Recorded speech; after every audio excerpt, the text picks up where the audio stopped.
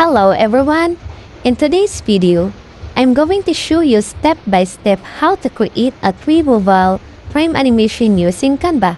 It's super easy even if you're a beginner. Let's get started. Watch this before you design in Canva. First, find a photo that you want to use as your background image. For this design, I'm using a flower photo as the background. So let's go. We need to adjust the picture. Just drag it to cover the entire white background. Next, go to Elements and search for a mobile phone frame or icon. So now we are here. After selecting the mobile frame, adjust it to your preferred size. Then duplicate it twice so you have 3 frames with the same size.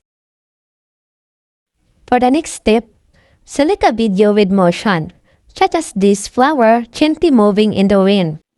Duplicate the video 2 times, then drag each video into the mobile frames one by one. Double-click the video inside the first mobile frame, then resize and reposition it. Do the same for each one. Make sure they are aligned so the 3 mobile frames look like one video, and their movements stay perfectly in sync. So this is the amazing part, 3 mobile frames in just one video, all looking like a single screen, with a wow effect from the zooming background. Thank you for watching. If this helped you, don't forget to like, subscribe, and see you in the next video.